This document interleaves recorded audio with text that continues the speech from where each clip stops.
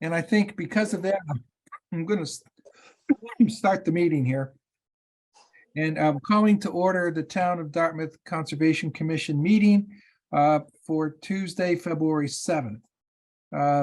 Due to numerous executive orders, including one that was signed back in July 2022, we're allowed March 31, 2023 to conduct our meetings by remote access. This particular platform allows folks who want to be heard to use the raise your hand feature, and if all else fails, the actual wave your hand, and we'll recognize you. You can then unmute and discuss what you want relative to the topic at hand. So we are the Conservation Commission, so we don't deal with things with etc. That being said, our first order of business is to deal with the administrative items, and the first is to approve the minutes of January 9, 2022. So moved. Second motion, seconded. Why, All- Joe? Aye. Richie. Opposed? No Um, opposition? That motion passes unanimously. Mike, Now- Mike, I'm sorry to interrupt you, but I think somebody's got a lot of noise coming from their computer. I don't know who that might be. It might be at me. I'm in a hotel lobby in Florida. I'm gonna mute myself. Okay.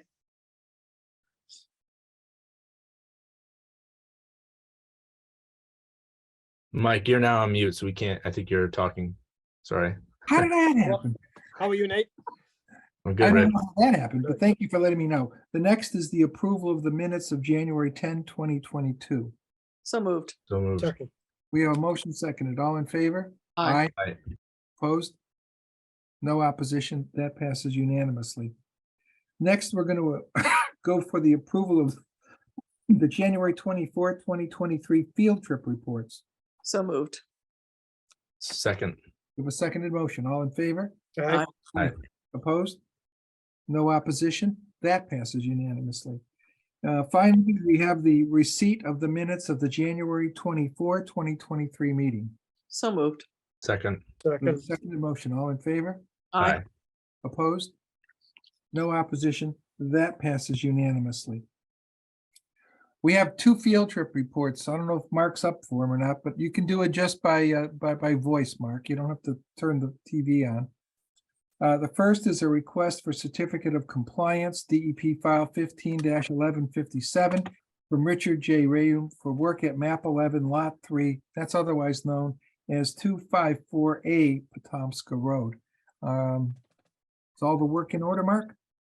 All the works in order, recommending a complete COC. Commissioners, Make a motion for a complete COC. Second. we have a seconded motion. All in favor? Aye. Opposed?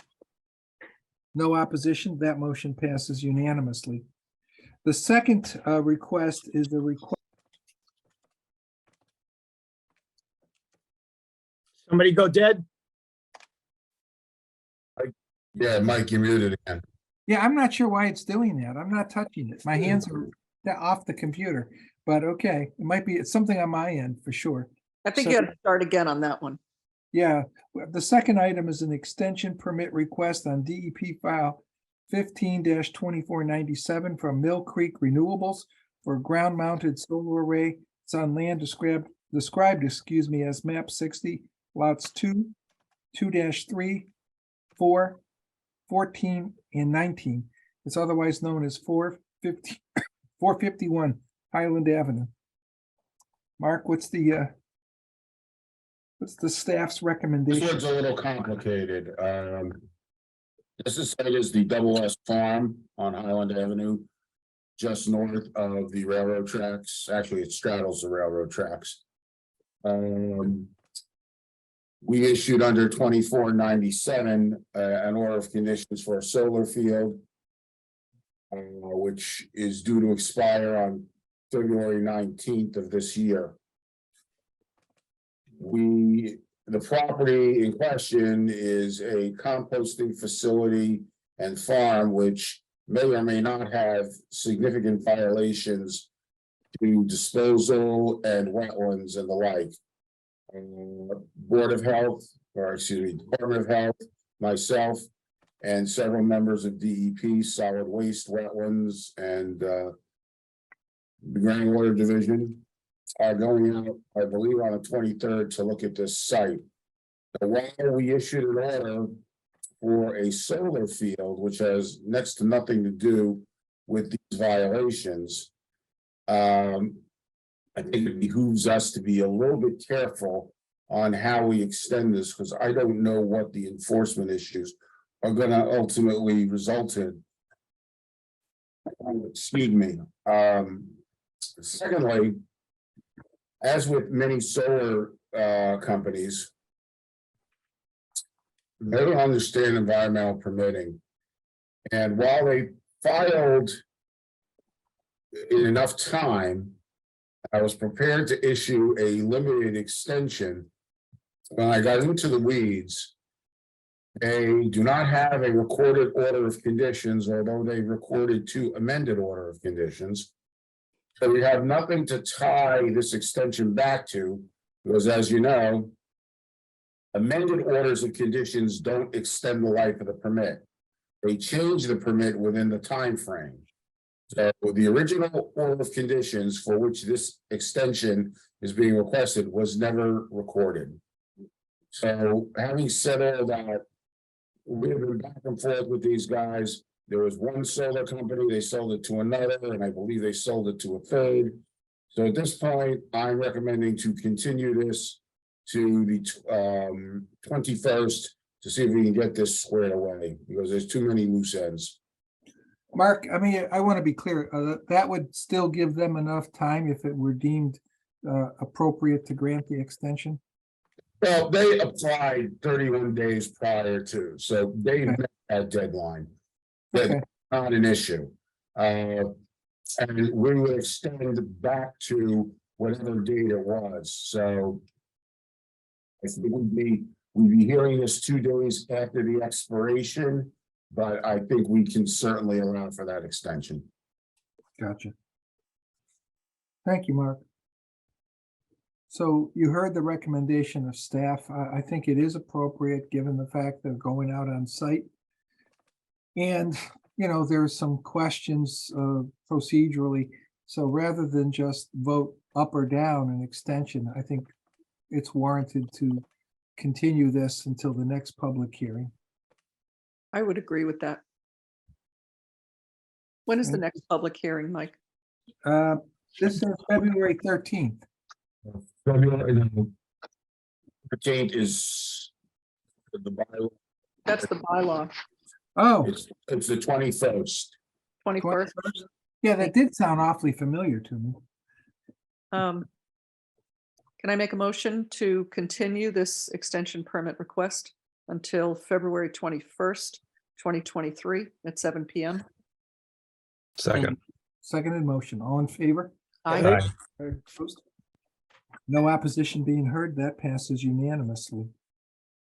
We're moving on to the public hearings. And the first is a continued public hearing, DEP file 15-2659 on the notice of intent from Potter Street Solar LLC for a single-family dwelling and a ground-mounted solar panel array on the rear portion of the lot within bordering land subject to flooding and the 100-foot buffer zone to bordering vegetated wetland. It's on land described as map 138, lot 144. It's on Potter Street. Motion to waive the reading. Motion to waive the reading. So moved. That's Second. motion. All in favor? Aye. Opposed? No opposition being heard, and it passes unanimously. I believe there's been a request for a continuance on this, Mark. As well as. Yes, the other. they have requested a continuance on this and the next 2. They submitted all their documentation yesterday. So missed the deadline for tonight for the revisions. They also have to we have to get a peer review for drainage. We just received that check today. Excuse me, I don't know that Gus will be able to turn it around in 2 weeks. So we can certainly continue it to the 21st. With the idea that Gus can get it done, or we can set it out another month to March 7th. Well, it seems to me we're asking an awful lot of Mr. Reposo to turn it around that quickly. And the likelihood right. is we'll be continuing it again because we're waiting for his report. I'm more inclined to push it out a month and have his report in hand so we can actually make a decision. I'm fine with that. I agree with that.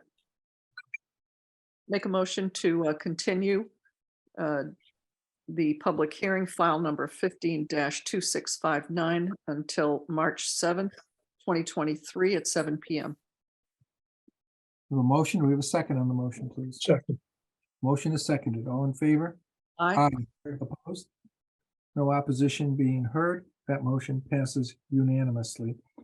The second public hearing is a continued public hearing, DEP file 15-2660. It's on the notice of intent from Potter Steel Solar LLC for a single-family dwelling and a ground-mounted solar panel array on the rear portion of the lot within bordering land subject to flooding and the 100-foot buffer zone to bordering vegetated wetlands. The land is map 138, lot 144-1. It's also on Potter Street. I entertain a motion to waive the reading for this one. So moved. Second. We have a seconded motion. All in favor? Aye. Aye. Opposed? No opposition being heard. That motion passes unanimously. As with the previous, the applicant has requested a continuance. And again, we're going to be using our peer reviewer. So I would assume we'd want to continue it for the same March 7th meeting. If Mark has no objection, make a motion to continue this public hearing, DEP file number 15-2660 to March 7th at March 7th, 2023 at 7 PM. We have a motion. Do we have a second on the motion, please? Second. Motion seconded. All in favor? Aye. Aye. Opposed? No opposition being heard. That motion passes unanimously. The third item on the agenda is a continued public hearing, DEP file 15-2658. It's on the notice of intent from Potter Street Solar LLC, proposing a ground-mounted solar panel array on the rear portion of lot within bordering land subject to flooding and the 100-foot buffer zone to bordering vegetated wetlands. It's on land described as map 138, lot 144-2. It's on Potter Street. I'll entertain a motion to waive the reading. So moved. Second. We have a motion seconded. All in favor? Aye. Opposed? No opposition being heard. That motion passes unanimously. Again, as with the previous two, I'll entertain a motion to continue this matter until March 7th, 2023 at 7 PM. So moved. Second. We have a seconded motion. All in favor? Aye. Aye. Opposed? No opposition being heard. That motion passes unanimously. Fourth public hearing, we don't have a DEP file number, or at least not on the agenda. So we won't be able to close. But it's a public hearing with no DEP file number from Little Moth Properties Real Estate Trust for the construction of fixed pier, gangway, and float on land described as map 18, lot 14-1. It's otherwise known as 7 Cedar Avenue. Entertain a motion to waive the reading. So moved. So moved. We have a second on that motion. Second. Thank you. All in favor? Aye. Opposed? No opposition being heard. That motion passes unanimously. Is there someone here on behalf of the applicant? Mr. Chairman, they also requested a continuance via email, and I sent that off to the commission. They've got to revise some plans and do some additional work. They requested a continuance till February 21st. All right, we have a request by the applicant to continue their public hearing until February 21st. Make a 2023. motion- Make a motion to continue the public hearing for DEP file 15-no file number until February 21st, 2023 at 7 PM. We have a second on that motion. Second. We have a seconded motion. All in favor? Aye. Aye. Opposed? No opposition being heard. That motion passes unanimously. We're now moving on to the fifth public hearing, which I will recuse myself from. So Patty, if you will, Sure. take over.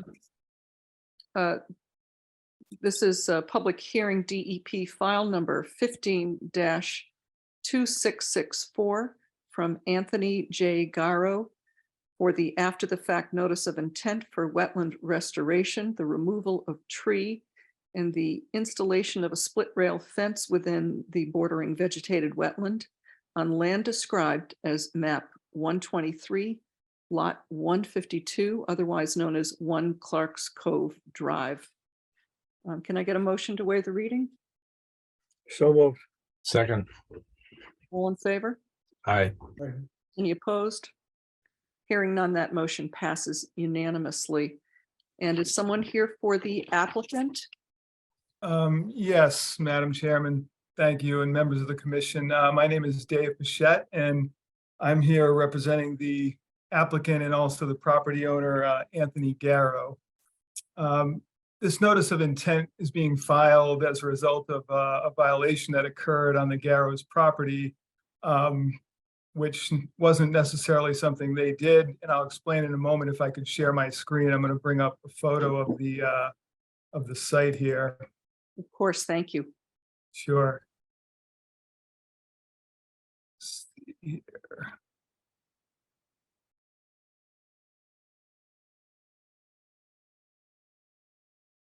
All right.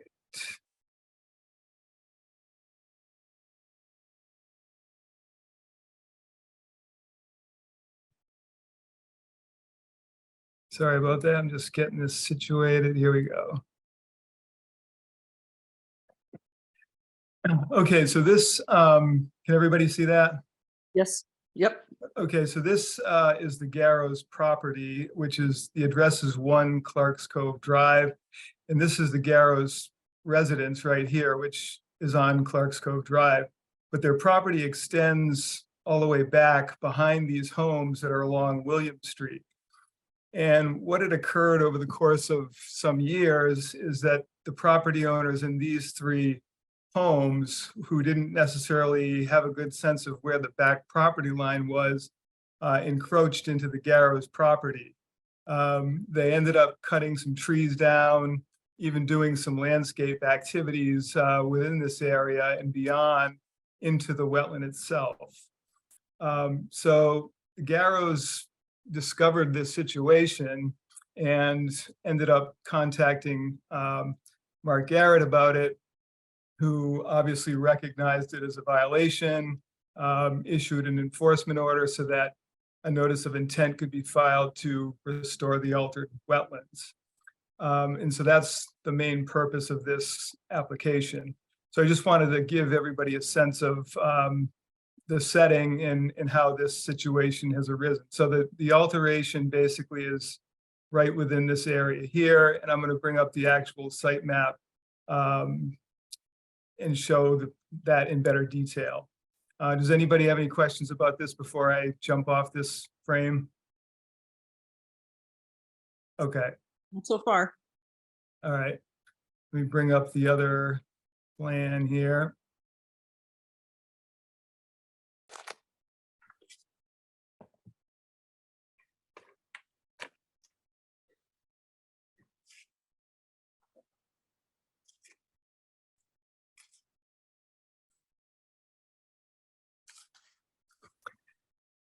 Okay, so this is the site plan submitted with a notice of intent. And so again, the Garrow's house would be over in this area, and this lot, the second lot, and the house sitting on this third lot are where the violation occurred into the Garrow's property back here.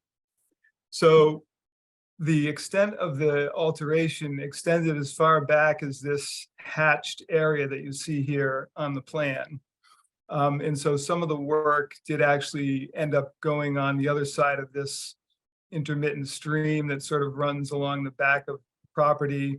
It's a pretty good little stream, and kind of strange that these people would have gone that far back, but nevertheless, that's what occurred. So there was roughly 680 feet of actual wetland that was altered. And then there was also some land within the buffer zone to the wetland that was altered, which is this sort of hatched area here. This closer lined hatched area is the actual wetland itself that was altered. And the rest of this that's cross-hatched is buffer zone. So the objective of this application is to replant this whole zone, both the wetlands and the buffer zone, with trees and shrubs to restore the altered wetland and buffer zone areas. Also, as part of the property it's proposed to put a split rail fence along this back property line so that going forward into the future, everybody's conscious of where that property line is so that there's no future encroachments by either these or future property owners of these other lots. And lastly, there's a large tree situated right here on the edge of the wetland that is fairly close to this home here, and it poses a threat to damage if this were to come down. And so the Garrows are asking that this tree be allowed to be removed as part of this application.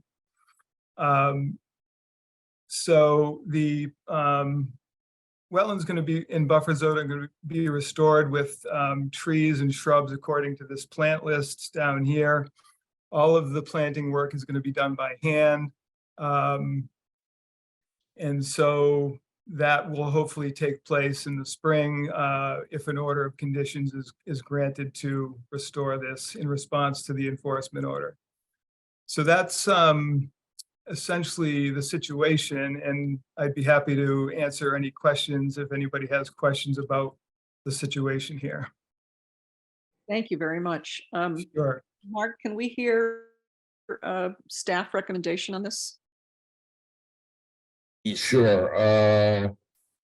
Dave and I have worked very closely together on this, and I fully support the program which Dave is proposing to restore the buffer zone and some wetland in this area.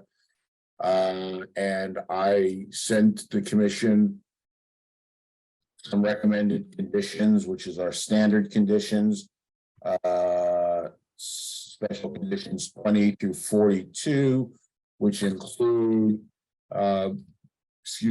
which include a planting completion date of May 19th, I believe, and also the installation and maintenance of the fence in perpetuity. We did have some discussions with one of the neighbors if they could work on the other side of the fence, and I said emphatically no. Even if the Garrows said it was okay, he would have to file for a permit. So I think everybody understands what's going on out there.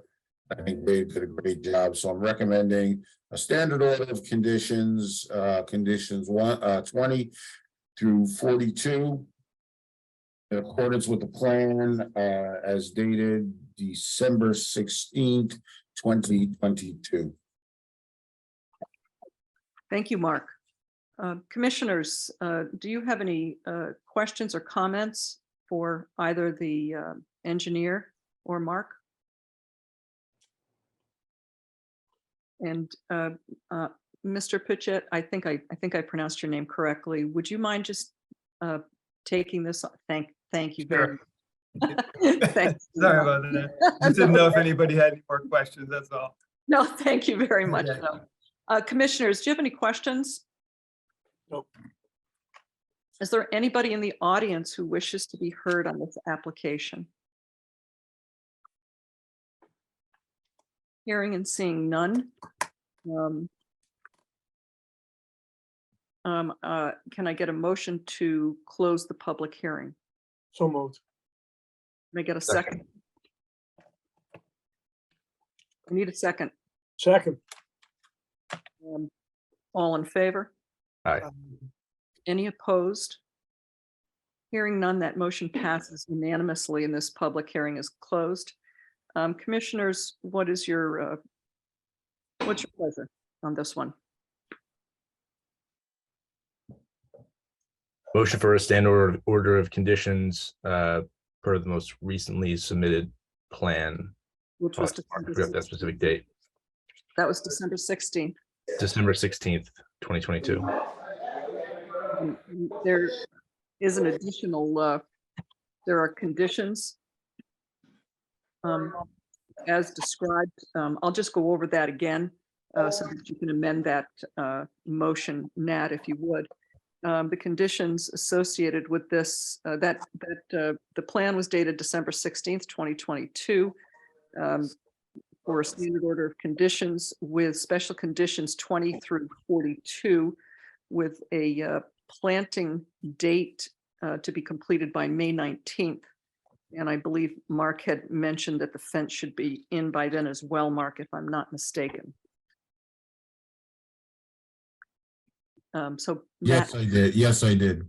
okay. So Okay, I amend my motion then for a standard order of conditions per the plan of December 16th, 2022, including special conditions 20 through 42, with a final planting date of May 19th, which is also inclusive of the construction of the split rail fence. Can I get a second to that motion? Second. Second. All in favor? Aye. Any opposed? Hearing none, that motion passes unanimously. Thank you very much. Okay, thank you for your time. Thank you. Bye now. Well done. Thanks. All right, Mike, you're back up. I'm back up. So we're on to our items for discussion. First items are, as usual, if we have any bills. Nope, Yes. not. No bills, so that was easy. The next are going to be the 61A land at 29 Morton Street. And then we'll have the Booth CR from DNRT. We need wet SIGs. And then we have a request from LaBerge.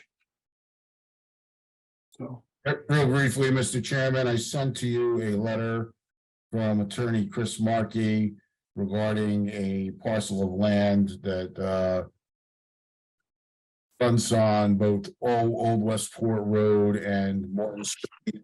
The site, a portion of the site supports the, I think it's Town Auto on Morton Street. All of this land happens to be in agriculture. They're splitting out lots that front on Old Westport Road. They're half-acre lots. And they're requesting the release of one of those lots, 61A. I don't know that the entire parcel, it's agricultural land, and I don't want to dismiss the value of that. But given the auto usage, there are some complications with the site potentially. So I'm recommending to the commission to send a letter to the select board recommending that they waive their right of first refusal. yeah, I mean, given what you described, Mark, I think that's a reasonable position for conservation to take. I don't know if any other department within the town would be interested in that land, but I certainly, I concur with you. There's no point in us exercising our right of first refusal. I would agree with that. Can I get a vote on that? All right, we'll entertain a motion to send a letter to the select board that the Conservation Commission of Dartmouth recommends not exercising the right of first refusal. So Second. The seconded motion, all in favor? Aye. Opposed? No motion. That motion passes unanimously. Mark, you have the Booth CR. It says wet SIGs. What does that mean? Right. Well, Nick Wildman came in last week, sort of unannounced with the CR.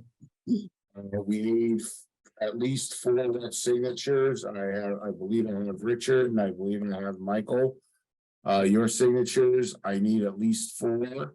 If I get more, that's fine. I could then get it notarized, then we can move that along to the select board.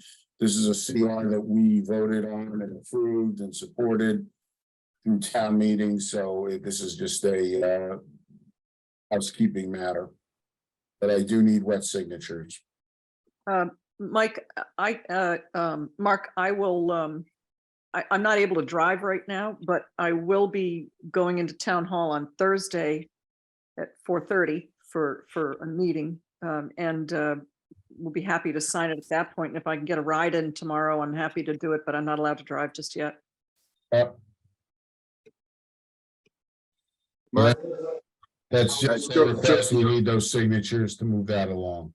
Mark, it's Joe Burke. I was in there last week, but I didn't see that to sign. And I'm You did away. not see it to sign because I hadn't gotten it yet. Oh, okay, but I won't be back until February 19th. I'm in Florida. And I have to stay muted because I'm in a lobby and it's just, I almost can't even hear you talk. Mark, I need the 4 signatures. I have 2. Bob, I'll be in there by Thank you. Thursday. I will, if you don't have 4 by Thursday, I will, I'll do it on Thursday. I'll try and get in a little early and take care of it. Good. I'll swing by tomorrow, Mark. Okay, Jim.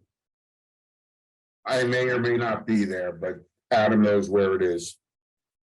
Okay, the next item, LaBerge. an FYI, Rodney LaBerge on Old Fall River Road. Rodney has been kind of a colorful character, as is his family, when it comes to wetland issues. But he reached out to me about doing some tree work. And he said he would have a document to me by tonight, but he didn't. But he actually was very proactive in reaching out to me. So I'm just giving you a sense, as you see flags going up in and around the property, we are aware. Thank you, Mark. This is not on the agenda. This is, tell you, it's been a whirlwind this week relative to the bylaws and the regulations. I was having a discussion with Brian Cruz, town council. Apparently, my interpretation was not correct, although well, let me rephrase. My interpretation of the regulations and the bylaw were not consistent with his. He claims that we cannot issue a condition to post a performance bond for cleanup at this time. The way the bylaw is written, we can't do that. So we've issued 2 performance bonds, one on the Webster case at Redwood Road and one at 7 Turn Lane, Hudicaper. I need the Conservation Commission to authorize me send correspondence to both of those applicants rescinding the condition requiring the performance bond for cleanup. I'll entertain a motion to that effect. So moved. Motion is second. Second, All in favor? Aye. Aye. Opposed? No opposition being heard. That motion passes unanimously. Okay. I did engage Brian also in a conversation about the bylaws and the regulations.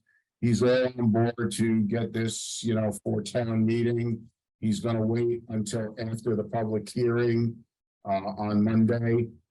Again, for your information, Monday, February 13th at 6 o'clock, we have a public hearing to gain comments from the general public on what we're proposing. I did receive a couple of comments, one from the health department, which were actually good little admin comments, so I've incorporated them with red line comments. And I did get a comment from Steve Mello, who requested, and it's one of the reasons why Little Moth was continued tonight. He would like, as part of the submittal requirements, to include spatial coordinates for the offshore ends of these docks to make it easier for him to compare to his mooring fields. I thought that was a really good suggestion. I wrote up a quick little condition. I emailed it to you. The language is pretty basic, but I think it's something that we should consider incorporating incorporating into the submission requirements as part of the plan preparation. I thought it was a good suggestion as well. I didn't know the genesis, but when I read the email, I just thought it made sense to do something like that. I also noted that we had the one comment, why don't we put our definitions in the beginning? I don't think that's a bad idea, actually. So, I don't either. so I think what we can do there is if we moved section 10 made section 10, section 3, and those others just get an additional number. Our definition come right after jurisdiction, which I think makes sense. Yep. I agree with that. Mark, I'll let you finish with your comments. Yeah, I don't have very many more. Just so you know, we've put a legal advertisement in the paper. We put a public notice on the webpage, on the town homepage, conservation page. We have the documents linked into the conservation webpage, so anybody can download them and access them. I don't know if anybody's been by town hall, but we have notice on the new digital sign for the meeting on the 13th. So we broadcast this as best we can throughout. I don't know what kind of turnout we're gonna have, but we certainly can't be accused of doing this behind closed doors. Relative to my suggestion of discussing the bylaws and regulations this evening, because we have some extra time, I will leave it to your discretion.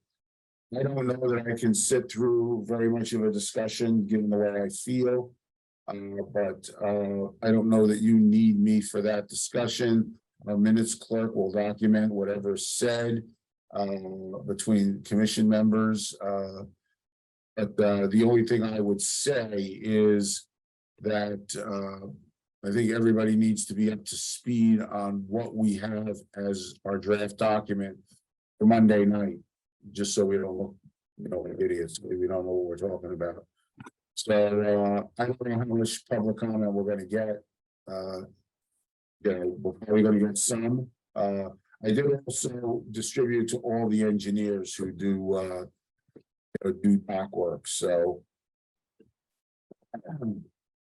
I feel that they've got, everybody's got the information they need if they want to make comments.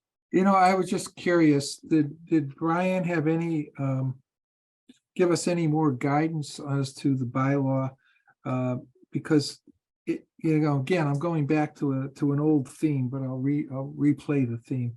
I'm wondering if we could pare down a lot of what's here and put them in the regulations and just reference to the regulations rather than the bylaw creating, because in my view, for what it's worth, I see some duplication between the two. So you have like a section 5 application for permits and determinations. Well, it's in both. And I think if we just said, when written complete application shall conform to the filing requirements as described in the regulations at the time of application, period, we've done it. Now you go back to your regulations and you read how to do it. So that's one of my global comments, not a specific comment, but I just always, to me, I always like my bylaw to be as short as possible, and you can make a 50-page regulation if that's what you want. But I like the bylaw to be somewhat, the source of the power. And to answer your initial question, Mike, no, he did not. He has not reviewed anything. So I'm sure he'll come up with those. And again, this is an organic document. We can make changes. We're going to make changes, I presume. We're already making changes. So what you have is nothing necessarily final. No, I realize that. I'm just saying this is sort of like a global thought. Yeah. Which is a little more radical than what I don't mean radical in a bad way, just it's significantly more change than what we may have thought of. But the change actually makes the bylaw shorter, easier to read, and it moves everything over to the regulation. And the reason why I like that is because the likelihood is if we have everything in the regulation that an applicant or the professional would need to know in terms of how to file and the timing and all that good stuff, that's all they need to look at. They don't have to be looking at two different documents to try to figure out, is it the same in both, or is there a difference? And God forbid we did have a difference and it wasn't intentional. We've just created an inherent conflict within our own laws. But, from my standpoint, it just seems to me that a bylaw should be the source of the authority, the source of the power. And when you have regulations, that's where you get into the weeds on how to do things. But that's just a global comment of mine. And if that comment were appropriate and the commissioners thought it was appropriate and town council said you're not violating some mystical, magical incantation from the forefathers, this document would be a simple document to present to town meeting. And I'd say with the caveat that most of your future amendments would be amendments to the regulations, which wouldn't require town meeting, which then sort of gets us away from this. We've got to get this in before the warrant deadline expires. So I just point that out as my global comment, not as a specific. And hey, I'm certainly willing to entertain other suggestions, but that's how I view bylaws. That's just my personal thing. And I know when I'm sitting down for a client, like I was earlier this night, but having to review the various and sundry things that you have to do for the city of New Bedford, it just struck me that there must have been tremendous amount of committees created to draft all these various documents because they didn't take anything out.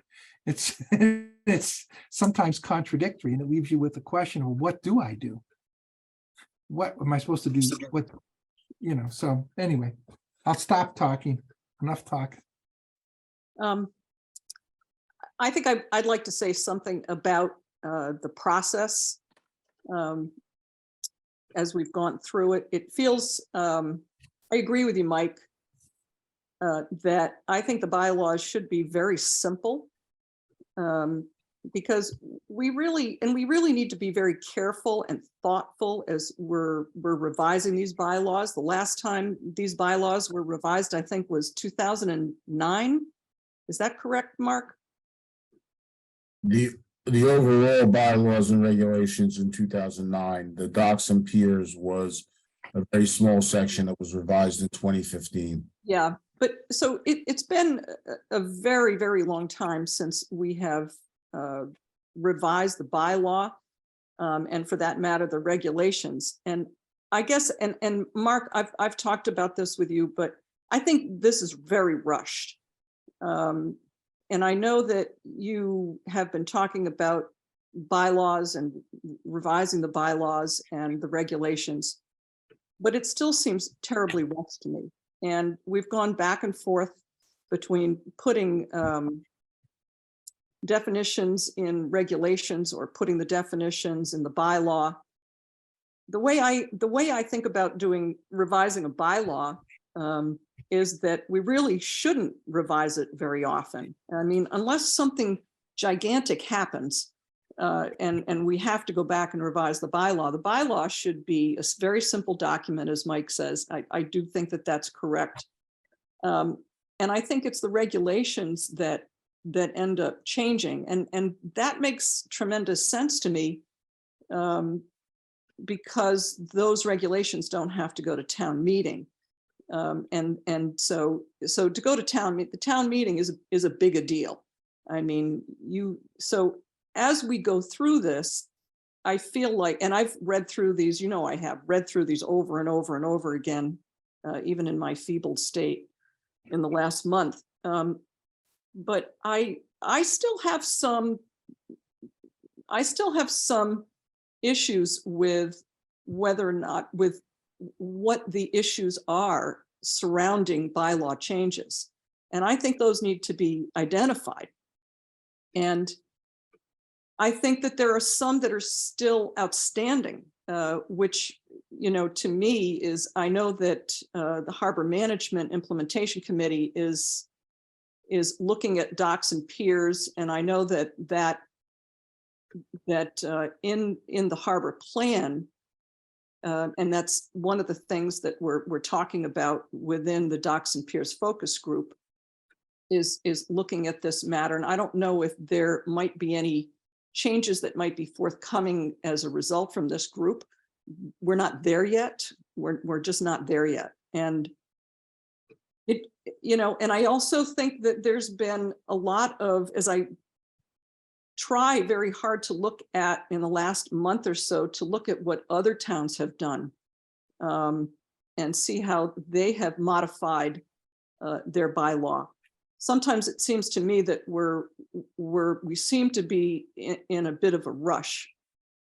And I feel like I just don't have enough time. And given the fact that we really shouldn't be revising the bylaw very often, like once every 5 years at most, I wonder if we're not missing some opportunity here, and to go back and do maybe a little bit better study of things, looking at what other towns have done, and to make sure that we really have consensus even among our own group. I know probably most everyone here is going to hate me for saying all of this, but I really can't help myself, because I think although there has been review and discussion among ourselves at these meetings, I guess I feel that we should be exploring a bit more, and it seems fast to me. And it seems like we're in a rush. That's all I have to say. Well, first of all, I want to say one thing really important. No matter what anybody wants to say, it's not a matter of whether it's a popular opinion, it's your opinion. It deserves to be heard. Understood. Everybody, I want to be real clear on that. If you want to say something, don't worry about the temperature of the room. You say it, because that's what you're a commissioner for. That's what you're supposed to be, adding your thoughts. And that makes for a better conclusion if we all add our thoughts, no matter what they are. They may not be in total harmony with everyone else's. That's a good thing. Sometimes people force you to look at a question from a different perspective. And so that often makes for a better conclusion, like I said. So yeah, don't ever apologize for giving your thoughts in a meeting. We deserve, as commissioners, we deserve the right to be heard on our thoughts. We're volunteering our time to help the town. If you just sat on your hands and didn't do anything and kept quiet, that would be a disservice to the commission. But I also, if I could also add one other thing, is that I think, Mark, you have done an extraordinary job. And you are doing just an incredible job going through these things and going through each parts of this and responding to some of my comments and that I have sent to you. And I am very appreciative of your time. And I don't mean to say that you're rushing things. I feel rushed. I feel like perhaps we could all understand some of the issues or some of the reasons why we need to change the bylaw so that we can address it properly. I might want to ask a slightly nuanced question from that, but I think you're onto something there. I guess the question would be, what is motivating us to make this particular upcoming spring town meeting? What question needs to be resolved as quickly as it can be resolved? And then we will have the answer to why we need to get in there early. But I understand this is not something that just propped up too. I get that, but I want to make sure we do a good job, a very good job. My own personal Mike, philosophy. I'm sort of fading here, so let me Okay. give you a couple of points. All right. What's motivating us is a couple of things. We protect freshwater wetlands. We don't define them in the bylaw. as of yet. Okay, We have been challenged on that, and fortunately, it hasn't gone too far, but we don't have that as a resource area defined. We define coastal wetlands, we don't define freshwater wetlands. That is an absolute necessity. The second driving force here is we have current regulations which do not reflect the filing requirements that we are now being charged with doing on the online portal. Somebody could make a big deal if we refuse them because they're not doing the online portal and they want to do it the old way. I understand, and these are organic documents. I mean, the bylaw, you don't want to be changing all that often, but the regulations, you can change every few years if you want. You know, being rushed, everybody's always rushed when you have to write regulations and stuff. We don't have the time to do the massive research. We're learning on the fly, and we are putting forth stuff in the regulations that are required, changed over time, need to be, you know, addressed. Now, in terms of timing, the bylaw needs to be changed for the town meeting. We have some time on the regulations still. That doesn't have to go to town meeting, and frankly, the bylaw changes be approved, we have to wait for the AG to sign off on it. So we're looking at 6 to 8 months worth of time before those will be absolutely enacted. So we have time to work on this, but you know, the impetus is to work on it. And I don't know that we're really going that far out on a limb. I think that, you know, not many people have made changes to bylaws. Few have, and it's to their own nuance. I think we can use some of that information, but we have our own nuances, okay? You know, the Orleans bylaw was written, I know Patty's been looking at that. The Orleans bylaw was written, Orleans doesn't have the number of docks we have. They don't have the kind of issues that we have when it comes to docks. So, you know, we're rushed because the process is rushing us and things are changing rather quickly. I've worked on a lot of bylaw committees in Plymouth, and you know, you don't get it perfect, you know, out of the box. You improve it, and you constantly want to improve it. And I think that's what we're kind of doing here. So, having said that, I don't dispute what I'm hearing, but we're not going to get it all in one shot.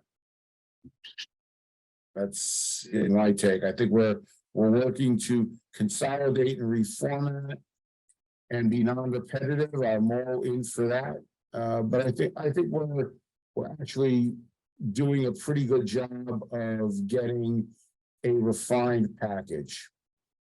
And we really need to have it done because it hasn't been done in 15 years in reality. So that's my 2 cents as I'm fading away here. Well, I appreciate your comments, and certainly they're valued. So as much as anything else, I'd like to hear from some others and maybe everyone's fading a little bit, but we do have a meeting coming up shortly. And, you know, whether or not there's a large attendance, I tend to think there won't be, but there will be some questions asked and we'll be on TV and all that great stuff. So I'd like to make, I just like to make one comment. Please, everybody, take a look at these things and write to me or Mark with your comments. We really have to get some ideas from everybody. And if there's some good ideas that we haven't even discussed, let's talk about them, okay? Because I don't have a monopoly on good ideas, that's for damn sure. And I just want to be sure we get it right and we get it. I know, Mark, you said you can change it, but the fact that this hasn't been changed in 15 years just shows you how hard it is to change it. Once you've said it, it's kind of set it and forget it, like Ron Popeil. Well, So, guys, I am fading. I gotta go. Okay, okay, Right. So continue on better. and I will see what it is said in the minutes. very feel good. better, Mark. Right, All Mark, right, hope take you're feeling care. Good better. night. Hope you're feeling you. better. Absolutely. So, from, again, I think what we're finding is we can wordsmith these documents, which is what has been done to date by me. Okay, freely admit, wordsmithing is not the same as looking at it conceptually and saying, is this really what we want? And I'm not sure that wordsmithing is what I really want, to be candid with you. And I don't know how, I don't know how much time we have to really do what I think would be the right job, which is to make this bylaw as pithy as possible and reference everything into the regulations, because I'd want to run it through town council. You don't want to go and put something into the town meeting that's going to be rejected by town council saying it's violating this or that. And then they look at you like, didn't you know that? Which is why the easy way is just to wordsmith this a little. But I think from my standpoint, I don't like the way it's set up. Okay. And it's not something that we did. It's something we inherited. And I think there's a better mousetrap. That's me. I agree with you. I also forgot to mention that one of the other things that I'm interested in is definition of aesthetics and definition of cumulative impact. And where, and along with some, those are the two major ones. And, and now I think we have a couple of other comments, I think, about bond, which I guess that's maybe for regulation, but the regulations always follow the bylaw. So we have to make sure that we know what we want in the regulations so that we're set up through the bylaw so that they flow. And so I just think that they're, it just seems a little rushed to me, but I do understand that there's reasons, as Mark said, and I think they're good reasons. But I just, anyway, I'm going to stop talking because I think I've probably said plenty. Would love to hear from other folks. Anyone else have anything to say? Richard? You Well- have plenty to say. I concur with what was said earlier. Sometimes there's a beauty of simplicity. Keep them as simple as you can, but you have to keep them with specificity. Because anything that we do that may cause confusion, legitimate confusion, is going to cause nothing but grief and aggravation down the line. And Mike, I agree with you. It's an art to revamp, redefine, rewrite these to the point where it doesn't ramble on for 2 or 3 years of paper, reams of paper. And Patty did bring up a point. Is it too soon to fine tune this and then send it to town council for their opinion on our opinions? And it is a lot of work. It Yeah, I is a mean, lot of work, which I think the collective mind would be of immense assistance.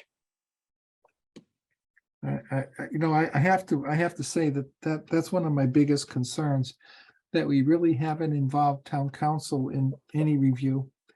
And that's one of the important things that, intelligent businesses and intelligent people do. Before they act, they seek advice.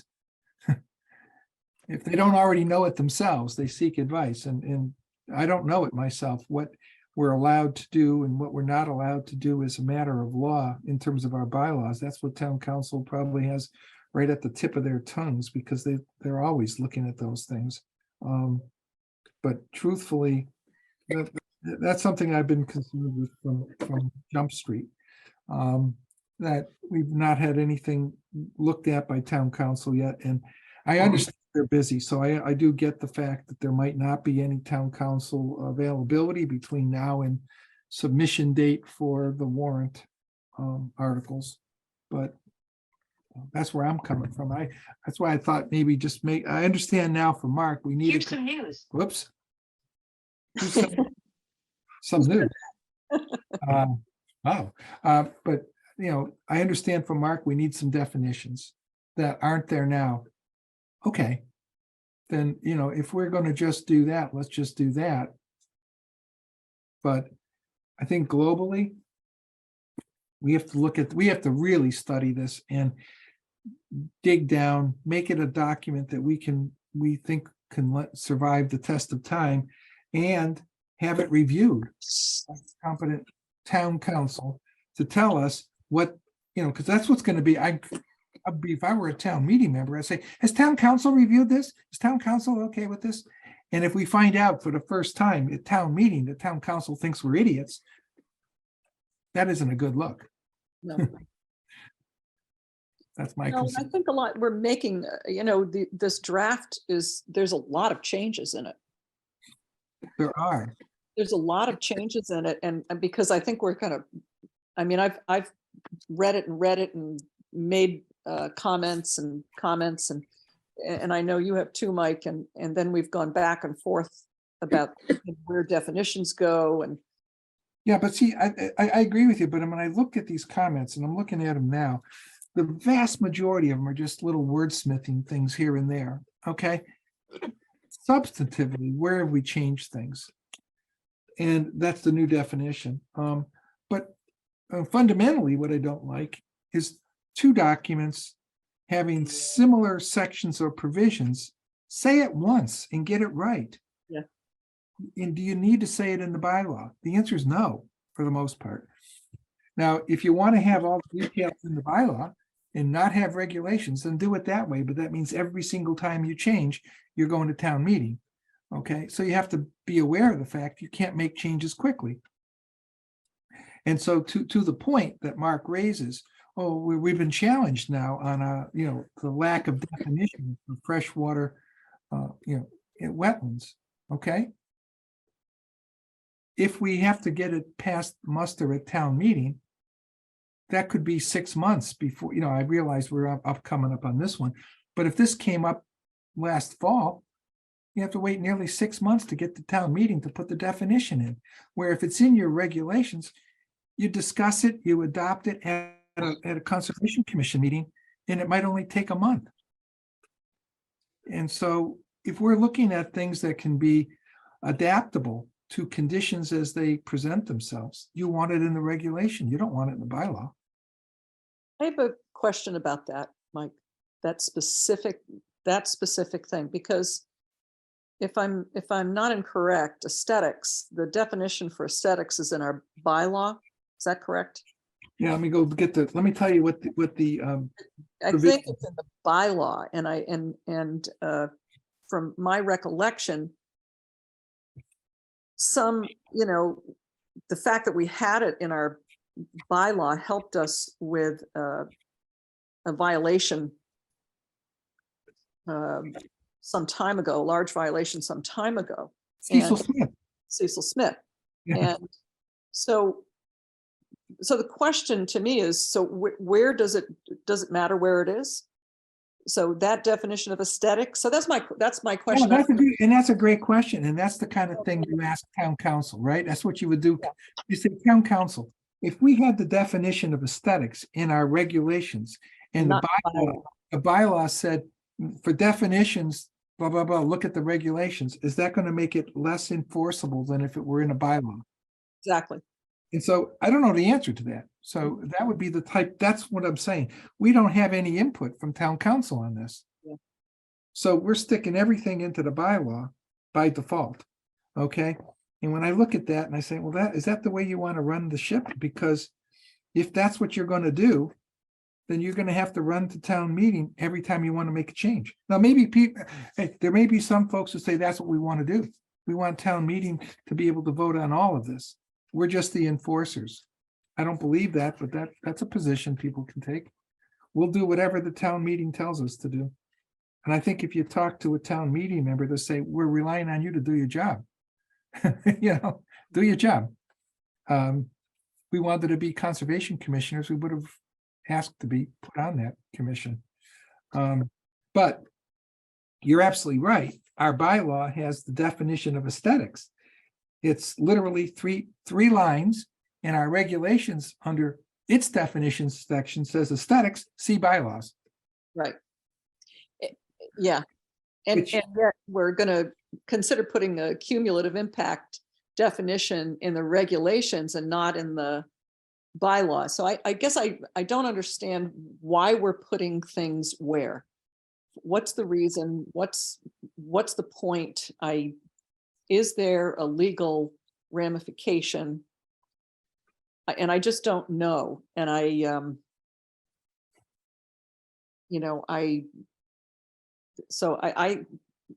just don't know. And I also would like there to be some discussion, maybe on a regular basis, of bylaw and regulations occasionally, so that we can all understand what some of the issues are. And Well, talk- you're raising an excellent question. You're getting right to the point, which is why are things set up the way they are? Is there a reason for it, or was it just that's the way we just kind of fell into it because that's the way they did it in the beginning? So we're just following a path that was worn. I don't know. That's a really good question, but yes, you're going to need some definitions in your bylaw, but those would be definitions that are generic, that are like the act. What are we talking about? This is what we're talking about. So it's when you're describing the source of the power, okay, or maybe define the bylaw. I mean, the regulations, excuse me. So you can say these are the regulations promulgated as amended from time to time by the Conservation Commission. Boom. I still think that your bylaw shouldn't be more than 2 or 3 pages long. And it should be, everything should be in the regulations. Now, if I'm wrong because of some legal technicality, then I'm certainly standing corrected and say, good, now I know why we're doing it. But at this point, I'm in the dark as much as you are, Patty. Why is it that we have definitions in 2 different documents? Why is it that we have the explanation of how you apply in 2 different documents? And Mike, is- Mike, I don't know, is this regulation? Mike, do me a favor. I'll try. We see the road that we're trying to travel on this here, but if we spend all of the time doing this, and it is something the town council should have been consulted in the beginning, then we might have wasted a lot of good time, good effort, and good thinking. I agree I don't disagree. I mean, that's one of my biggest concerns, Richard. I think we need to have at least some indication from town council that what we're doing is appropriate from a legal standpoint, and that we didn't miss something that'll then be used when somebody doesn't want to comply with the bylaw to say, well, it's illegal. And the court says, yeah, they're right. And you're like, well, I wish we knew that before we passed that, because I can't say that with a straight face right now. I couldn't tell you even whether the current bylaw is totally legal, okay? Because I think we should have an opinion from our attorney. Right? and we're a regulatory commission. Absolutely. That is what we do. So we, I recall, I think I had just joined the commission maybe, and we started, or maybe it was before my time, I can't remember, but the thought of looking at the bylaw and really thinking hard about it, it just wasn't in my thoughts at that time. It was many years ago, and it probably went right over my head. But as I've been on this commission for so long, I realized that everything that we do has to be in one of those 2 places. has to be backed up in one of those two places, the bylaws and the regulations. Otherwise, we look silly. And because it hasn't been changed in so long, I think it's, I've looked at, in an effort to try to get up to speed on these things, I've contacted Sam Haynes, who's at CZM, who they do a lot of these regs and and bylaws, and asked him if there were any coastal towns that, similar to ours, that have revised their bylaws recently. And he had said that, and talked about aesthetics, cumulative impact, some of those things that have been sort of hot topics for us, especially aesthetics. And he had pointed me in the direction of the town of Orleans, and I had started to review their bylaw that was, I think, revised in maybe 2015, I believe. But they do have definitions. A lot of their definitions are in their bylaw, interestingly enough. But their regulations are very long, as there's a lot of meat and potatoes in them. And started to look at other towns like Southampton, New York, and other places, look at their bylaws and regulations, and just found that people were really all over the place, and wondering why that was so. And I also noticed that they had a lot of narrative in their bylaw. So I guess Patty, a lot of what? What did you say, a Patty? lot of narrative. There's a lot of Okay. narrative, Okay. which there's a lot of narrative that sort of explains why they've set up their bylaws and their regulations the way they have. And I thought that was kind of interesting. I'm not saying that we should do that. I'm just saying that it seemed that maybe there were a lot of other towns out there that had done these changes, and that these are actually more important. I'm ashamed to say, because I'm ashamed that years ago when we did this, that I didn't plug in like I should have, but I didn't really know anything. And I probably don't now either. Well, we grow into our position, because, when you, at least from my perspective, when I first came on board, I mean, Michael Riley, the meetings were Friday. That's what I would have said. Oh, we're here on Friday. I mean, he'd tell us what he thought was the right thing to do. And by golly, that's what I did. Because I don't even remember the amendment to the bylaws, and I was there. I must have voted on it, but I certainly don't remember a discussion about it. But I look at things now a little differently, because I realized, and I didn't realize it then, that the bylaw was very important to give Dartmouth things that the state doesn't give you.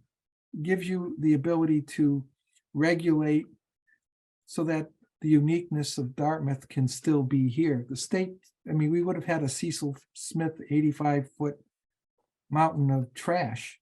Yep. If we were just going on the state. So that opened my eyes to the importance of the bylaw. So we were able to convince, well, we, town council, but we voted, we teed it up for him. Mike O'Reilly spent a lot of time crafting that vote, if you remember. We set it up so that it was based on the town bylaw, not just on the state. And that's what we won. The Superior Court judge found that we were correct, that they didn't provide the evidence that what they proposed wouldn't violate the aesthetics portion of our bylaw. Amazing, right? If we didn't have that, there'd be a mountain of trash out there. And there's not a damn thing we could have done about it. So can I ask a question? And forgive my naivete, but I'm the new member, so I feel like I'm entitled to be naive. Mhm. What is the problem that we're trying to solve by changing the bylaws? I understand we've got some definition uncertainty, but it seemed to me that could be addressed through regulations. Bylaws, to me, are like the US Constitution. It's something that you rarely change. And the regulations are the legislation that gets passed, by Congress. I'm just struggling to figure out what's the actual driving force behind the change in the bylaw, other than that it hasn't been changed in a long time and there's a town meeting coming up. Jim, you're right on target, and your analysis of or comparison to the Constitution is very appropriate. That was what I said when I was speaking with Patty last week. I mean, that's why the bylaw is not where you want to go into all the minute detail. I mean, that's why you've got 12,000 pages of federal code. Okay, you wouldn't put At least. you wouldn't put that under glass to show in a museum.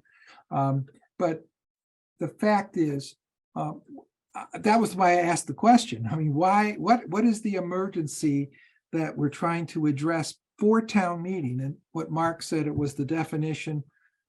I don't want to put words in his mouth, but it's what I heard.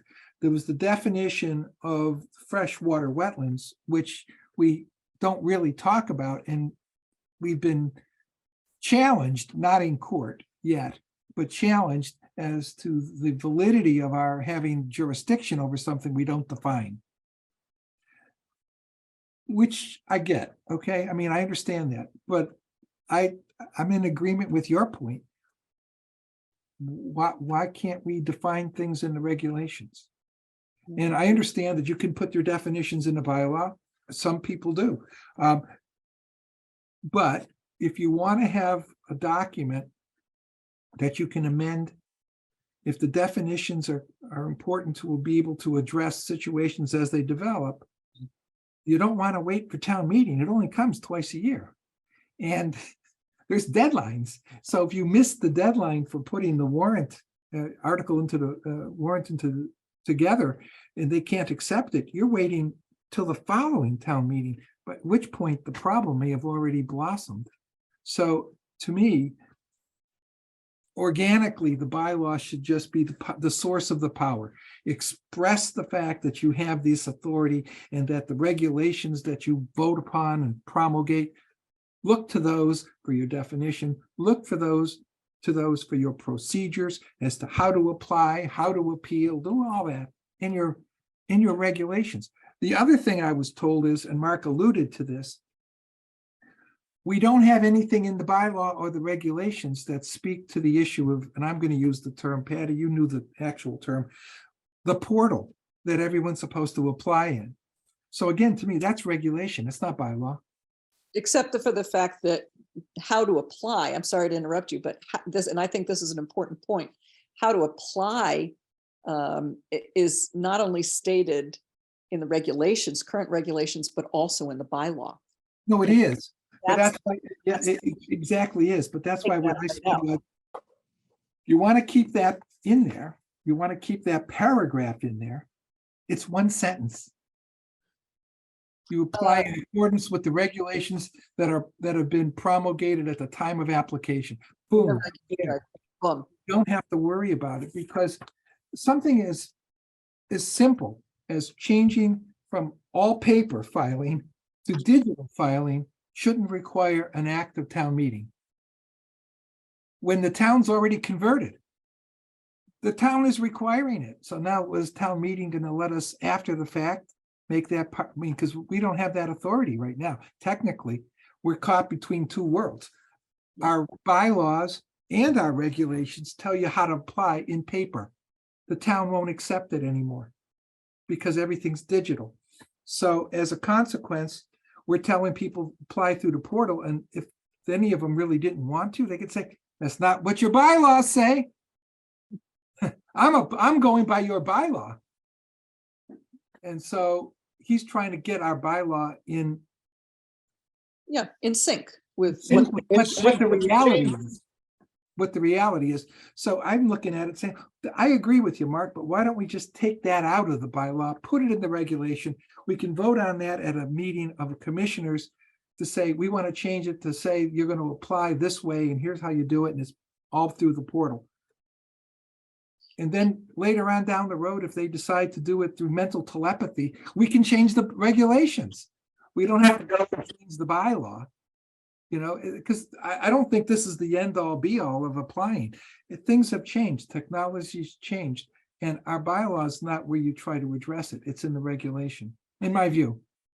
I Okay. still have a question about legal impact ramifications of things like aesthetics and cumulative impact I don't disagree with you. And I don't, definitions in the bylaw. And again, maybe that's a Attorney Cruz question, like, you know, does it matter if, you know, and what other definitions may matter?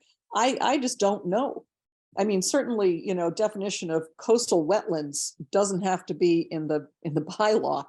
But are there any definitions that we should consider that should stay in the bylaw or be written into the bylaw and reference let's just take a look at what our bylaw definitions are, and then we can, and the definitions in the regulations? So if we're going to go that route, then are there any exceptions to the rule of all the definitions ought to go in the regulations?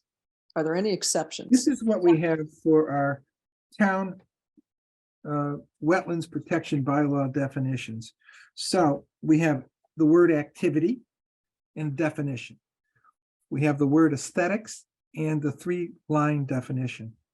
We have the word alter, and we go through a series of alphabet. You go A through J of what that means. We have the word applicant defined, coastal wetland defined, commission defined, adding freshwater wetland. We have the word person defined, resource area. Okay. Now, could you pare it down? Maybe. Okay. So when I look at I'll say, one of the things I'd probably do is define the act that allows you to have a conservation commission. All right, which is referenced in the beginning part of this, but in the preface, so I have that. I guess you can say, let's use activity, that's fine. Yeah. If you want to do that. But then what's distinguishing the activity from alter? You know what I mean? So I just did myself again. I don't know, something. So person, okay, you can probably do that. Resource areas. Resource areas they define as freshwater and coastal wetlands and the 100-foot buffer zones. I think that's the definition I'd have, and I'd say for definitions of freshwater and coastal wetlands, see the regulations. I mean, because what you're trying to say is, we are the commission, this is what we can govern, this is our jurisdiction, this is how we get it, and we promulgated regulations to enforce the bylaw. And go to the regulations for all the stuff you need to know, like the definition of a coastal wetland, the definition of a freshwater wetland. What's the application process? What's the appeals process? When do we conduct our meetings? You know, what time do we start? You know, all that good stuff. So I look at those particulars as things that you don't necessarily want to go to town meeting for. It would say, why are you bringing this before us? You know, you want to change your meeting date to a Wednesday instead of a Tuesday?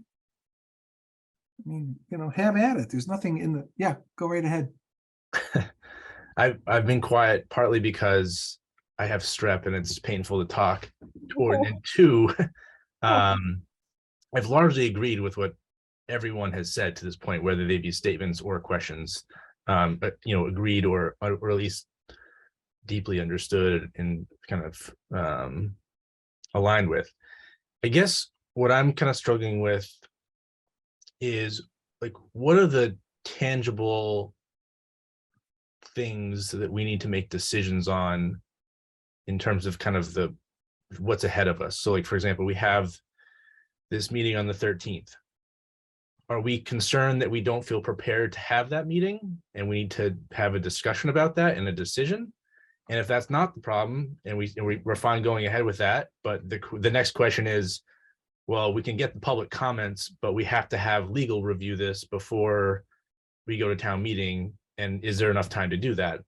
Because I think, like, if that's the point, but we don't, but legal doesn't have time before town meeting, then doesn't make sense to have the town meeting, or is it good to get public comment and, you know, maybe go again if we feel like we need legal review before going to town meeting, and it's going to be another, you know, 6 months before we do that? I think that's a great question, and it's really one that does somewhat bother me. I'll give you my opinion. What amendments or comments have been made to date? I doubt very much any of that is of legal consequence. This has been more like, you know, painting the trim of the house. You know, it's really looking at the minutia of the grammar. But even there, I would normally want to see some input from town council. What I'm really concerned with is, I don't know whether the document we started with had been carefully reviewed. I don't think we have an opinion on that. It was voted. Okay, nobody questioned it. And maybe nobody would this time. But the fact that we are having the discussion without the input of town council bothers me. And I'm not trying to create jobs for lawyers, but I have to tell you, you know, I certainly wouldn't advise a client to just go do something and then come to me after the fact. It's awfully difficult to get people out of trouble. It's much easier to avoid the problem. And so if we were, sorry, because like I generally, the sense I'm getting from the audience here is there's concerns about what we put in motion, essentially, and proceeding the way we are, at least the pace we are. And so, but I also appreciate Mark's perspective, and if he feels there's some risk we're taking on by not having certain things defined, right? Correct. No, that's And right. so if we feel those are big enough risks, how poorly would it look on us if we were to go to town meeting to only have the bylaw updated to include the key areas of risk that we feel need to be addressed, the definitions we've kind of outlined? And then in a year's time, we go back and say, okay, we've taken a more comprehensive look at this. We've included council. We've compared this against other towns. We've gotten, you know, additional perspective from the public and interested parties. And we'd like to, again, go to the town meeting for amendments to the bylaw. Does that look poorly on us or not? Because I kind of feel like that might be the more middle, that might be more of a middle road we could take that kind of appeases everybody. I like that idea. Okay. I like that idea, but I'm going to say one thing. I don't think it reflects poorly if we let everybody know this is the first step in our bylaw amendment process. We're putting it before you today because we need this definition, or we need whatever it is. But we'll be back with a more comprehensive bylaw change, and, you know, whatever have you. We don't have to go into the details, and we want legal opinion because then they're going to say, you don't have it for this. But I think that's a smart idea. Now you're addressing the immediate concern. You're telegraphing to them, them being town meeting members, you're telegraphing to them, hey, when we come back, you won't be surprised. We're telling you we're coming back. Now, if you don't do that, I think then it's a poor look. They're going to say, you just were before us a year ago, you know, with the bylaw amendment. You're doing it again? What's the matter with you guys? Well, we really didn't put it all in before. Well, why not? No, tell them you're going to do it. And just tell them the reason why you're here today is because there's a problem that has to be addressed right now. And we'll address that problem, but we want to do a comprehensive bylaw review and change. And we'll probably be before you within a year or so with that. And that comprehensive change, when it comes, is no surprise. We don't look like fools for having been there before. So your idea is a good one. I mean, let's address the problem we have and then worry about the rest of it when we have the time to really study it and give it some thought and get the review. I think that's a great idea. I think it's a terrific idea because I think it addresses the issues that we have before us that we have to take care of. But it allows us the time over the time period of a year, or maybe less, because we've already done some work already.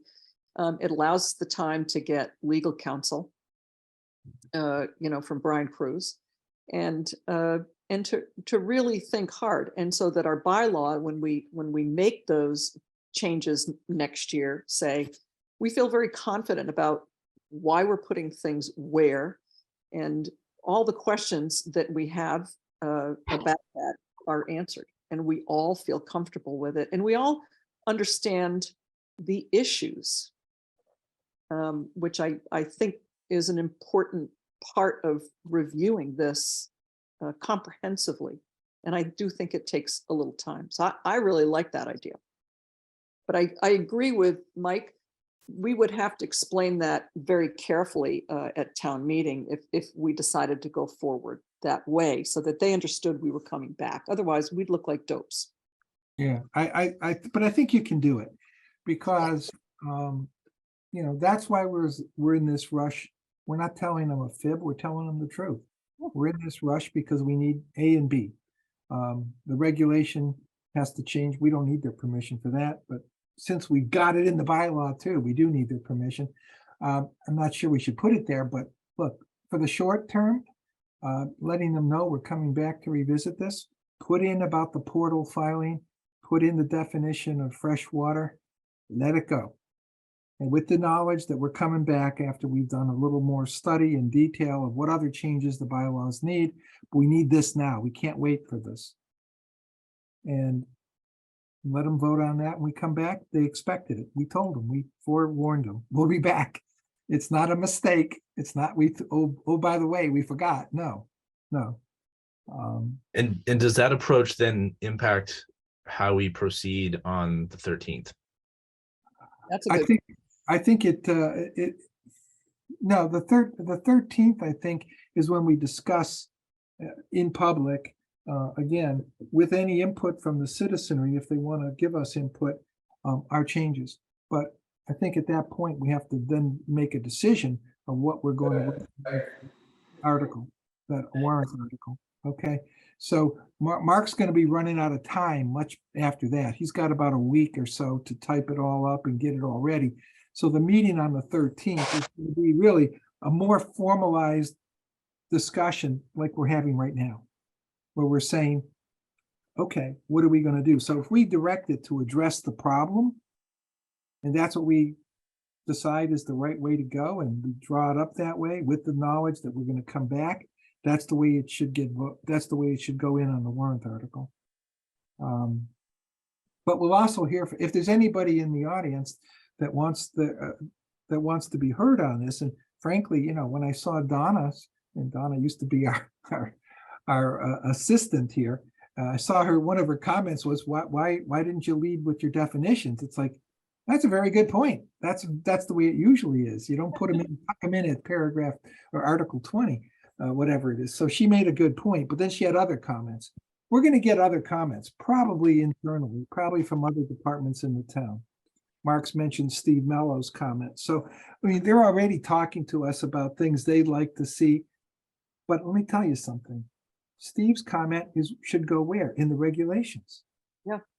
Okay. Not bylaw. So the regulations weren't the rushed thing to get before town meeting. The bylaw was. And if we know there's only 2 reasons why the bylaw is going to be, it has to be amended right away. Let's put in those 2 amendments only, and then tell the town, we're going to come back with a full-blown bylaw revision at some point within the next year or so. So this isn't the last time you hear from us on this. And I think we're fine. I don't think they think we're idiots. I think they'll understand. Being careful. I think they're going to think we're being careful. That I think if we explain it properly, which is we haven't looked at this since 2009 and 2015, respectively, and the bylaw itself, we didn't make any changes since 2009. So it needs a more comprehensive review, and we're going to try and address that over a period of months, and we're going to be careful about it. Do our due diligence, and and have a bylaw that really makes a lot of sense with respect to its adjoining regulations. I think it just makes sense. I do too. So thank you for that. It was a really good comment and a very insightful one. Yes. And I think it gets right to the nub of the issue. Let's address two problems, if that's all we have. Address those problems and then do a deeper dive to sort of do the global fix on this thing. And that might be the best way to do it. And it sort of satisfies me in one respect because I'm not as concerned about town council's input if those are the only two things we're doing. And the definition for fresh water and talking about the portal.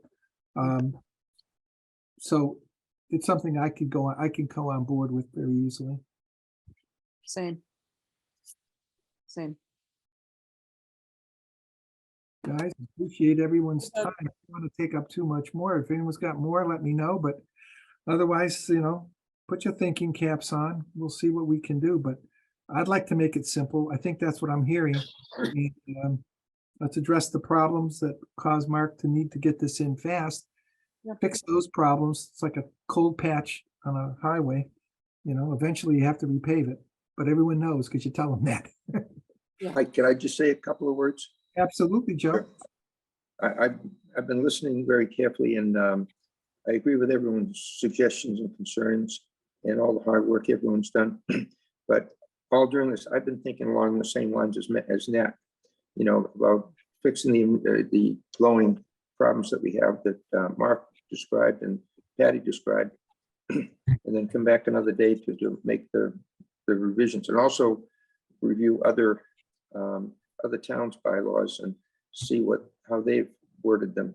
I haven't felt confident in my own abilities to change things because I'm not familiar with federal, state, county regulations and what would be defensible in court and what would not be. But I think everything will come together in this meeting if we keep it simple. Joe, I agree with you. I think we're in accord as a group. It sounds like that we realize that there's a problem that Mark wants addressed quickly.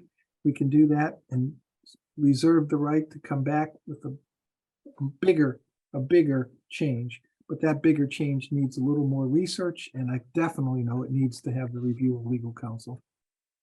And once we have that, then we'll be able to go to town meeting for a much bigger change. Let's solve this problem first, so we don't end up with no definition of freshwater wetlands. And also the portal issue is a big one. Yeah, we can do that with regs though, but I think we want the ambiguity removed. So I'm okay with just sticking it in both for now, but eventually I'd like to see that taken out of bylaw. Yeah. Well, it gives us more control, Mike, vis-a-vis the regulations to make the appropriate changes as times change and as we change, as the situation changes. We put it in the bylaws, we're stuck. Keeping that which should be kept in the regulations, again, gives us control to govern much more easily without asking too much permission on things that we shouldn't ask permission on because we're there on the front line. I agree with you there, Richard, but for the purpose of getting the temperature down so we don't have a conflict, I'm okay with putting it in this time, all right? Because what I really want to do is I want to have a legal opinion of whether it has to be there. I'm not aware of any reason why it has to be there, but it's been there in the past, and that's where it is today. And maybe there's something I'm unaware of that made it a requirement. All I know is it's in two places now. I'd like it to be in one at some point. But for purposes of getting through the town meeting, I'm okay with amending the bylaw. We're not putting things in that weren't there before, we're changing it. But I think at some point we need to get it out of there. That's my personal opinion, but let's defer that. Okay. And again, I still have that question, but that might go, for another day, obviously, if we go forward with this particular change in process here as to what definitions are really important to have in the bylaw and what shouldn't be. To me, that's I just don't know. Well, we're going to find out because it sounds like from a commission standpoint, we're saying we're willing to make the 2 changes that Mark needs, at least for now, as long as they know we're coming back. And then we're going to be able to get the legal answers we need as to what the rules are for us. Can you can you take these out of the bylaw and just have them in the regs? Or is there something that's in the law, either town of Dartmouth's laws or the state or federal laws that say, no, it's got to be in your bylaw?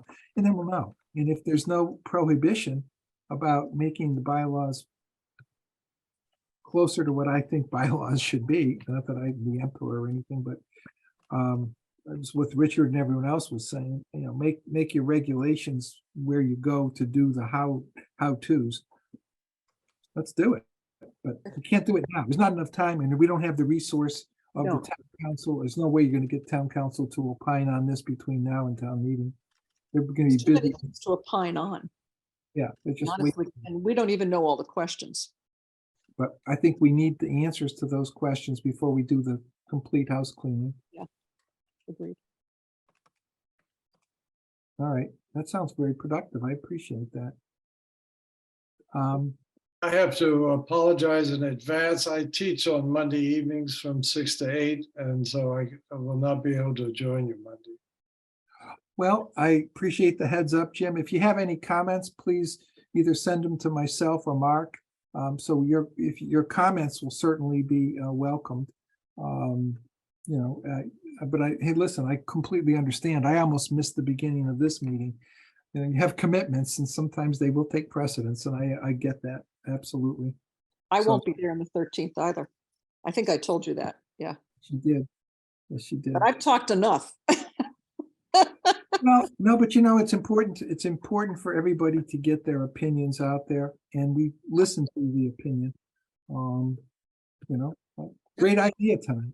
Thank you, Nat. That was a great idea. That's the kind of stuff that when we work together and throw our ideas out, all at once light bulbs start going off. People start saying, wait a minute, there's a different way to solve the problem. And I love that. That's what we do best.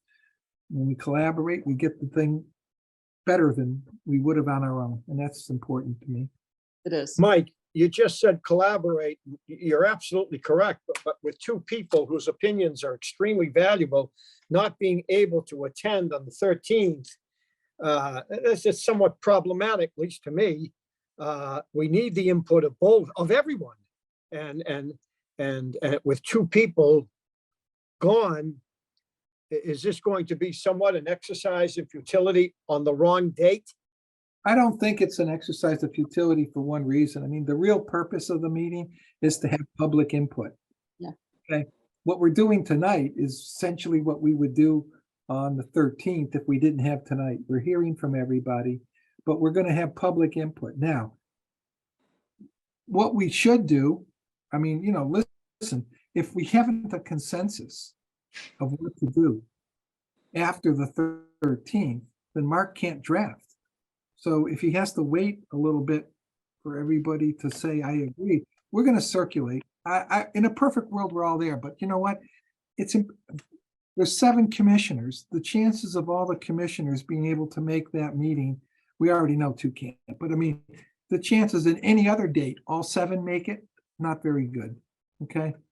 Somebody's going to have a commitment for something. So we have to give the public a chance to talk. That's required. And that I think we go forward on the 13th, and we understand. That's why we're talking tonight. That's frankly. So I can hear Patty's made herself clear. Jim's made himself clear, and they may also provide something in writing that amplifies that. We're certainly not disregarding any commissioner's thoughts.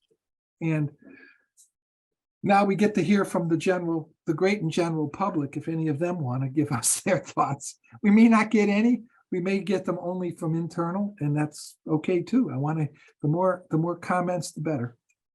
Absolutely. And I agree with you. I don't think it's as important that we have everybody there, because we're really there to listen to the public.